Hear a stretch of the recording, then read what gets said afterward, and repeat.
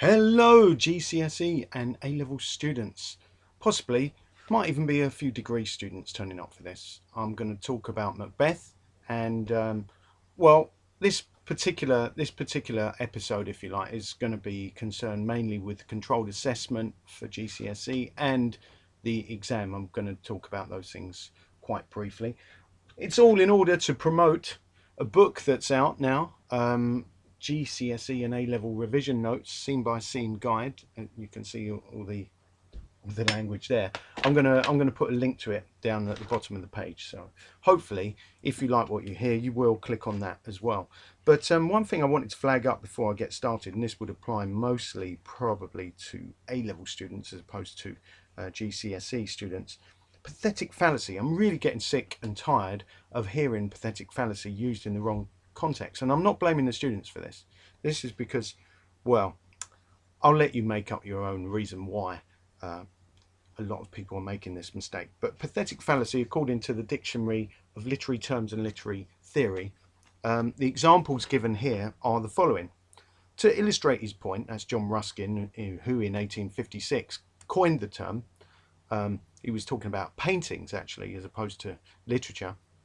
But to illustrate his point that he thought actually pathetic fallacy wasn't such a great thing, you know, giving human feelings to inanimate objects, he considered it kind of a waste of paint, if you like. Anyway, he said things should be true as opposed to false. So that's where you get the fallacy part of it from. And anyway, to illustrate his point, he actually quoted from Kingsley's poem, "The Sands of Dee." And in the poem it goes, "They rowed her in across the rolling foam, the crawling foam, the cruel, crawling foam." I said it like that because it's a bit clearer. I was using my London accent, and obviously we say cruel and crawling. It sounds the same, doesn't it? But anyway, it should be cruel, the cruel, crawling foam. So as you can see, a lot of teachers I've heard are actually saying pathetic fallacy is the weather. Well, if that were the case, then instead of having the weather forecast, we might as well say, well, the pathetic fallacy forecast today is it's going to be blustery on the heath where the witches meet. I mean, this is crazy. We can't just say the weather is pathetic fallacy. 9 times out of 10, the weather is foreshadowing events that are to come. So the word you want to be thinking of is foreshadowing, not pathetic fallacy. As I said in this example, John Ruskin, he's the guy who coined this phrase in 1856. So surely he knows what he was talking about. And wasn't the weather, was it? The rolling foam, what has that got to do with the weather? Nothing at all. The other example is from Coleridge's Christabel. And get this one. It's another poem. "The one red leaf, the last of its clan, that dances as often as dance it can." No mention of weather at all. According to Ruskin, these passages were morbid, so almost like deathly, I suppose you might say, although he considered them to be beautiful in a way. So it is a form of personification. So what I would advise you do is, if you're in doubt, use the term personification. I think, in my opinion, pathetic fallacy can involve the weather, but you just got to be a bit careful about it. Make sure that the weather is being described in that way, that as if it's doing something, or as if it's got human qualities. So if it's raining, that is not pathetic fallacy. If the rain attacked somebody, almost like hailstones, then yeah, I think you could call that pathetic fallacy. But to be on the safe side, I would generally use the word personification. It was pointed out to me the other day that when I use a silly example, the slug smiled. Effectively, I called that personification, which it is, because personification is the umbrella term which contains a lot of other terms within it. I correctly said it was that, but I got flagged up about it, or told that no, that's anthropomorphism. But in fact, that's also true, because anthropomorphism is all about giving an animal or a non-human, a living creature, human qualities. And of course, with anthropomorphism, we get a lot of that with the David Attenborough TV shows, where we're often seeing that these even insects might have the same kind of attributes that you and I might have. Anyway, let's move on, and I'm going to try to give you some tips. A lot of this has come from the Pearson School Guide, and it's mostly geared for AQA students. This particular bit I'm looking at, so I would recommend buying as many books as possible, really, not just mine, to make sure that you get the marks that you want. In a controlled assessment, obviously various exam boards have different rules, and different schools have their own protocol when it comes to this sort of thing. But really, the best way to succeed is to make sure you've got a firm grip of themes and ideas. So some of the ideas that were mentioned by Pearson were the following: power and conflict. Obviously, that's goes right throughout the play. Then you've got the conflict, even the sort of domestic conflict, if you like, between Macbeth and Lady Macbeth, which I think is fascinating. It's very likely you will get a scene like Act 1, Scene 7, for instance, to look at. Lady Macbeth and Macbeth not quite at each other's throats, but Lady Macbeth clearly is wearing the trousers early on in the play. That does change as you go through the play, so beware that. As you go through the play, you will discover that Lady Macbeth becomes sidelined in as much as Macbeth decides to go off on his own and talk to the murderers and get the murderers to help him out with his plan to kill Banquo. Which brings me to the other thing, fate and the supernatural. That's another possible theme that you will come across in your controlled assessment or even exam. Both of those could come up. Well, with fate, I think that's a really interesting concept, because of course the three witches are also known as the three fates. And do they, or does Macbeth, control his destiny? Well, clearly Macbeth believes their predictions about the future, and yet at the same time he decides to take matters into his own hands, which is not logically consistent. He should do one or the other. I feel he should either just believe that he's going to become king and perhaps not sit down and wait for it to happen, but just go about his business as he always does. Instead, he goes about a bloody business, in inverted commas, killing Duncan, and then killing or arranging for the death of Banquo. And of course he suffers a lot for doing just that, but interfering with fate, very few people would have the guts to do that if they actually believed in fate. So there's a contradiction in that. So it might be a really good subject for you to cover if it should come up. I think you can say a lot about that, how Macbeth believes in fate, yet he fights fate. And Hecate, the chief witch who turns up later in the play, of course, she seems to be coming up with a concoction to make Macbeth believe that he's invincible. That kind of goes into their cauldron, and with these apparitions and everything, it seems to boost Macbeth's confidence. Although he is a bit worried about Macduff, he doesn't really feel he has to kill him necessarily, but decides he will anyway, because he feels he's so deep in blood at that stage, he doesn't want to do a U-turn. He feels that would be just as difficult to turn nice all of a sudden. The other possibilities in terms of theme, if you're looking at GCSE, are the following: ambition, loyalty, and treachery. I think those topics are pretty straightforward. Ambition, obviously, Macbeth is ambitious, but who is most ambitious in the beginning? Isn't it Lady Macbeth?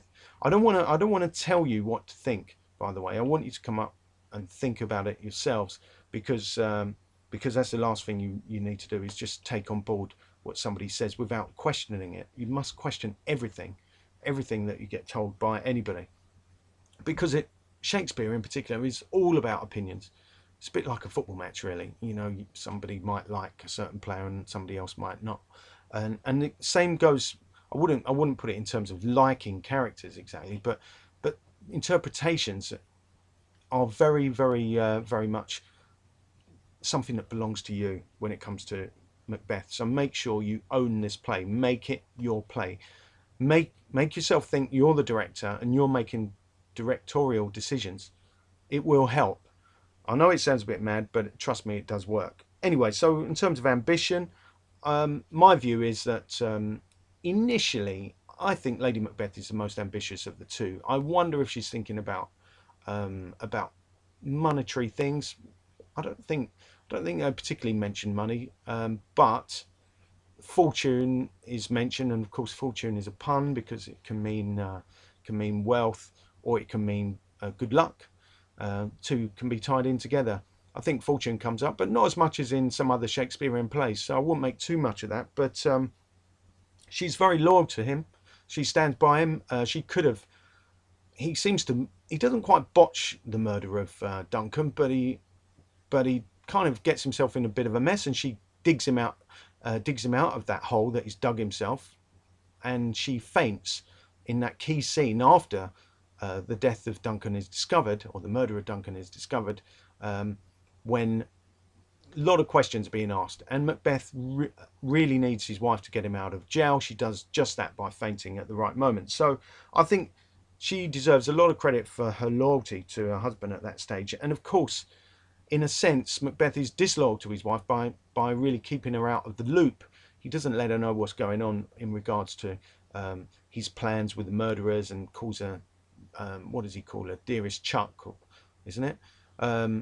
Yeah, and he says, just stay ignorant, really, because she's gone from being his dearest partner of greatness to Chuck. Chuck really sounds to me not quite derogatory, but it's certainly not. It's a term of endearment, but he's treating her like a child at this stage, and it's debatable. It depends on how the actor portrays it, but it's debatable exactly how upset he is by Lady Macbeth's death. He seems more concerned at the end of the play about the armies, and you can understand that self-preservation, probably you would say for most people, comes first, but he doesn't seem so concerned about his wife as he is about his own skin when it comes to the end of the play. So treachery, obviously with treachery, what can we say about that? Well, King Duncan is his guest, so he's particularly treacherous. He's also the cousin of Macbeth, and plus Macbeth is King Duncan's subject. So in that sense, he's been treacherous on 3 levels. He's been very treacherous as a host. He's also been treacherous because he's a family member. He's killed a family member, which is even worse, of course. And thirdly, of course, he's killed his own king. And plus, Duncan didn't deserve it. Duncan is a very good man. We keep being told that. And there is a lot of imagery, so look out for Manichaean imagery, not injury. Imagery, Manichaean, that's Manichean, imagery, light and darkness. Duncan, throughout the play, is portrayed as almost like an angel. And also Edward the Confessor, strangely enough, who we don't see in the play, but we hear about him. Obviously, Malcolm retreats to his castle, and Edward the Confessor is also portrayed in angelic terms, and Macbeth is all about darkness. So bear that in mind when you explore those kind of things. Characterization and voice. Well, on that subject, I think you just really need to really look at each speech, and particularly with Lady Macbeth and how Lady Macbeth initially uses masculinity, or her perceived her version of Macbeth lacking. She believes he's got a lack of masculinity whenever it suits her. Of course, this is the same guy who's carved a swathe through a bunch of troops to get to MacDonald the rebel in the early scenes. The captain tells us that. So, well, Macbeth is certainly not is not a coward, but his wife certainly makes it sound like he is, because he initially is reticent, if you like, and certainly reluctant to carry out the murder of Duncan, even though he has perhaps suggested it himself. It's his wife, Lady Macbeth, who makes him go through with it. So she questions his manhood, and so that's where the characterization comes in. Obviously, you want to be thinking about all the things she says, how she makes herself gender neutral by saying "unsex me" here. Those kind of lines are going to come in useful. So my advice is memorize about 10 quotations. They don't have to be long, but make sure you've got a quotation for each of those things that we've been talking about. So when you're actually looking at the controlled assessment, if you're doing the controlled assessment, that's Unit 3, and those things will be coming up. You'll have plenty of time to work on it, obviously, and collaborate initially. But when you go in there to do the controlled assessment, it all has to be your own work. So that's Unit 3. If it's the exam you're looking at, it'll be slightly different. That's Unit 4, and you will get an extract, and then you will also get a similar question, but you will need to look at the whole play. So just looking at this website here, it's got a couple of questions that you might get asked. I'm going to just tell you now what they are. Part A, because that would be the extract. It says, how does Shakespeare show Lady Macbeth's thoughts and feelings in the extract below? And it's a really short extract in this example. And Lady Macbeth says, the raven himself is hoarse, and then continues. Well, I suppose you look at the whole extract, but in this website it's very short. To cry, hold, hold. Yeah, it's all. What can I say? Apart from, that's only what, 2 lines of a round about nearly a 20-line extract. So by rights I should look at all of that, but I won't. I'll skip on and I'll just tell you about Part B. And Part B is virtually the same question, but it says, how does Shakespeare show Lady Macbeth's feelings in a different part of the play? Now I have to really think hard to think about that line about the raven himself is hoarse, but it certainly sounds on the face of it as if she's really thinking that it's time to act, to get something done and dusted. Often that is the case, obviously, with Lady Macbeth in the early part of the play. Later on, then obviously she feels sorry for all the things she's done, and there's a lot. Look out for ironic foreshadowing as well, because often early on in the play there are examples where of course she makes it sound like to her husband that a little water can wash away the guilt of what he's done, and then later on, of course, it's ironic because all she ever does is wash her hands with imaginary water, seeing a spot of blood when she says "out damn spot." That's later on in the play. So you want to try to connect scenes together. I mean, that's the beauty of Shakespeare. There are these connections. Anyway, I was gonna read out a controlled assessment task, just jumping back to what we were looking at before, because I think these are really good. There's a grade C response here. So this is a grade C response. It's quite short, so bear with me on it. I'm going to read it out. This is the assessment task was explore the way writers present characters who are influenced by others. And then there are extracts, and these are the extracts from 2 students, one who was a grade A and one who was a grade C. This is the grade C. We're talking about Act 1, Scene 7 from Macbeth. In this scene, Lady Macbeth makes sure that her husband will do exactly what she wants him to do. Macbeth wants to stop the murder, or, well, I wouldn't word it quite like that, but you know what I mean. He doesn't want to go through with the murder, I would say, and he says, we will proceed no further. He tells his wife that King Duncan has honoured him and he wants to enjoy his new importance. Lady Macbeth is having nothing of it, so none of it would be better, but it's a little bit too colloquial, so try and avoid that when you do your controlled assessment. She's only after one thing, and that's to be queen. She calls him a coward and compares him to a cat that wants fish but doesn't want to get his paws wet, as in the cat in the old adage. That was the quotation. She means that Macbeth wants to be king and doesn't want to do anything dangerous to become king. Macbeth replies that he is a real man and will dare to do anything, but he is still worried what will happen if they fail. Lady Macbeth dismisses this idea as being impossible, and then she says, we will not fail. By the end of the scene, Macbeth has been persuaded to carry on with the plan. The audience is now waiting for the murder to be committed. So I think that's a pretty good grade C, actually. I would question some of the punctuation in it, and as I said, maybe the tone of it could be a bit more, let's say, formal. What it's got, the points that have been made on this paper is that the textual detail is there because Macbeth wants to back out of his murder plan, and he says, "We will proceed no further." I think that's an excellent use of a quotation. It really depends again on the actor how he voices that, because it could be whispered, it could be shouted. That makes a difference to the way the audience perceive that line. "We will proceed no further." But to me, it simply means that when you look at it on the page, it simply means that Macbeth doesn't want to go through with the plan. I think it's hard to disagree with that. Um, then then there's the talk about the cat in the adage. It's got here that it explains the effect.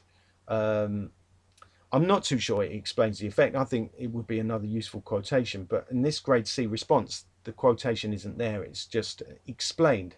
So yeah, there is an explanation. That explanation is sustained because she wants Macbeth to become king, and he wants that too, but he doesn't want to do anything as dangerous as getting his paws wet, if you like. And then there's criticism that apparently this idea that Macbeth explains that he's a real man and he will do anything that a real man will do. That point could have been developed more. And then the ending. The audience is now waiting for the murder to be committed. According to this this particular paper or examiner, that ending was too abrupt. So now I'll give you a grade A response, and it goes like this: "The entry of Lady Macbeth interrupts her husband's soliloquy." So use words like soliloquy. Obviously, that's when the character is speaking so straight to the audience, near enough. So the entry of Lady Macbeth interrupts her husband's soliloquy. The word "side" is left unsaid, although the meaning is clear. At this point of the play, Macbeth is clearly presenting to the audience the concept that vaulting ambition may well bring dangers. So yeah, that's a clear, detailed statement, it says. The interruption leads to a series of fractured pentameters. See, real close analysis of language there, so that's excellent. The interruption leads to a series of fractured pentameters as Shakespeare creates tension. This is heightened both by the way questions are answered with others to create a sense of confusion, and also the way in which Duncan is referred to as he, showing how both characters prefer euphemism to clear statement. Yeah, I think that's an excellent point. So you can see why this has got a grade A, using the pronoun he. Well, it's partly because they don't want to be overheard, perhaps, and also perhaps they don't want to take responsibility for their actions, and language can do that. Obviously, when you switch tenses from active to passive, like somebody I know said, "The car got crashed," and I said, "Don't you mean you crashed my car?" Well, crashed. If that person had said he'd crashed my car, that's got a completely different feeling to "it got crashed," because that's the passive tense, and that takes away the responsibility. So look out for things like that as well. Anyway, lots of analytical detail in here. So where are we? The questions are ended by Macbeth's statement, "We will proceed no further in this business." So once again, same quotation use, so useful one to keep hold of, right? Again, business is a euphemism. Yeah, another good point by this grade A student. Obviously, euphemism, just in case you don't know, it's just substituting a word for another, really, and normally it means clouding the issue somewhat. So Macbeth also uses "we."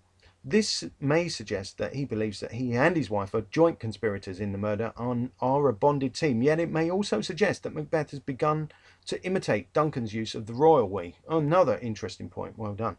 Duncan has spoken of our graces towards him in the previous scene. These have become golden opinions from all sorts of people. Macbeth believes himself to be universally admired and liked, which is of course what part of the reason why he's deciding perhaps he doesn't want to commit murder. Macbeth believes himself, we've had that. He believes he's held in high esteem. Being held in high esteem is very important to him. Some people, for example his wife, might see that as a form of weakness. So there the student is showing some insight into the theme, and also this power relationship between Macbeth and Lady Macbeth. So I'm going to leave it there. Just a quick reminder of what you should be looking for if you want more of this kind of thing. Look for GCSE and A-level revision notes. scene by scene guide by Joe Broadfoot. Okay, so look that up on Kindle, or possibly just look it up on Amazon. It should be up there in, well, pretty soon actually, certainly within a week. And if you've got any questions about this video, do let me know. I'll try and get back to you as soon as I can. Been busy times of late, but I always try and find time for those people that find time for me. Until the next time, could be a while, but until the next time, keep enjoying your English Lit.